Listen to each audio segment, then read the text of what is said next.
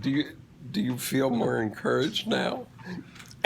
Well, I've been listening to you over the Year. months about this. So Well, we haven't died in a nuclear explosion yet. yeah. I don't know. We may have. Yeah, maybe we're having this We've conversation. recycled 12 times. We're in the pleroma. Okay, so anyway, So you left off at the Son of Man. So what was the point of talking about the Son of Man? so here's what Edinger says in this book, Transformation of God Image. Page 82, which is Ezekiel's vision at 550 BC, is a culmination of the Old Testament understood psychologically. That's what he's saying. And he refers to Ezekiel 1, 4 through 31. It's the foundation of Christian mandalas. So there's a lion, an ox, an eagle, and a human.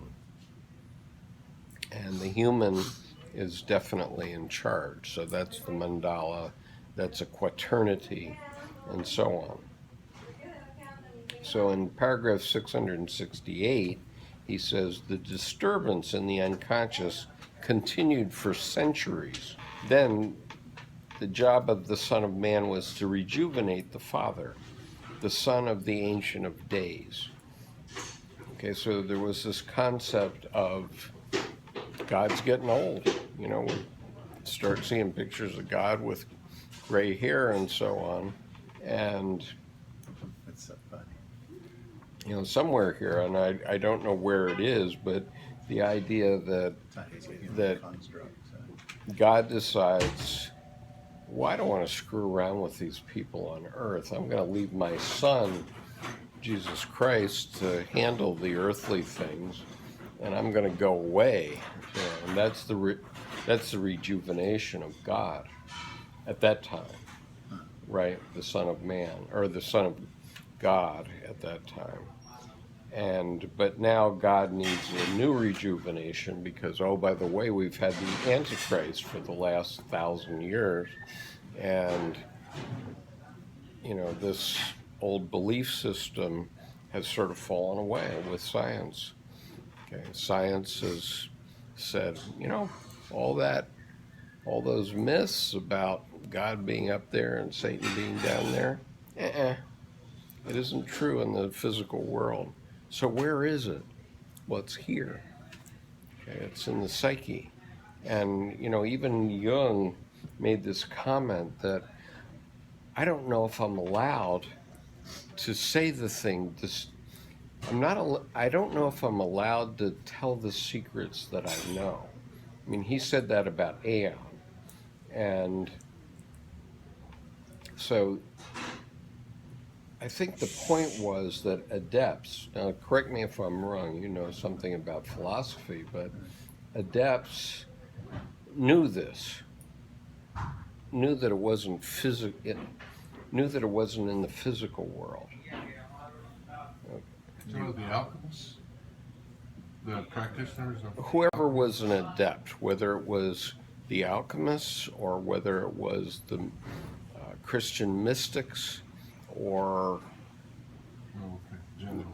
generally, I mean, the adepts knew that God wasn't in the physical world, knew that God is a figment of our psyche. No. Well. You don't think so? No. Because that makes him an object, and he is the subject. He's the okay, right, okay. God is the subject that is projecting us. Yeah. Right, okay. But the adepts knew that. Yeah. The Gnostics knew that.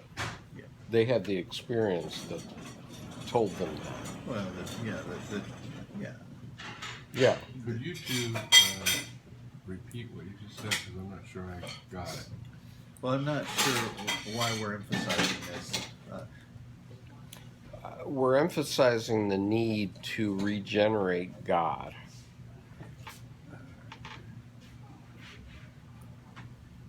And instead of having them as an external object. right. And our modern need. I mean, the reason Jung wrote the book Answer to Job was to address our modern need. Okay, it wasn't to fix anything for Job. Job's been dead for 2,500 years, or no, 3,500 years. Job's been dead for 3,500 years, and so it's not for him. But he felt especially after World War II, that human beings need to understand what it is we're working with. And so he even said, in a book that he published in 1950, he said, I don't know if I'm allowed to tell the secrets that I know. And the secret he knew was that religion isn't about the physical world. It's about the psychic world. God is a psychic fact, not a physical fact. Okay. But the irony there is that the physical world is a psychic. Well, okay. Everything's wrapped in the psyche. There's an identity there, right? Between the physical and the psyche. There's an identity there. Right, but I think the problem is that human understanding about God has gone off on a tangent in most religions. Okay, not only in Christianity. It's become materialistic. Well, it's become materialistic, but it's also become projected outside of ourselves as humans. Oh, well put. Okay, Yeah. so it's projected outside of ourselves as humans, and if we take it within ourselves, if we understand that it is us that have the power of God. I mean, there's no question that Donald Trump has the power of God. Okay, notwithstanding the fact that no one will ever let him use nuclear weapons, but nonetheless, he has the power officially, and he could destroy the planet and all of us. He had the omniscience.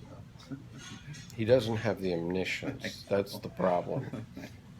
He's God in a diaper. But you're saying, this is really interesting. You're saying that humans now are projecting. They're not only just projecting the positive aspects, but also the negative aspect. Right? Well, they're projecting, period. And that's the whole problem. That's the next stage. We've got to recognize that our projections are coming from us, and they're not out there like in X-Files. That's the point. Because you go back to 400 BC, before the Common Era, 500. That's when Socrates he was illiterate. He was a famous philosopher. He was the teacher of Plato, and he was illiterate. He didn't know how to write. And during that era, during that time, people were learning to write, and consciousness was changing. So suddenly, we are becoming able to discriminate, analyze. We're not just waiting for someone to tell us things. And then we took that for a while. The church decided to take it over because there was a lot of illiteracy still hanging out, and they decided to go forward with it.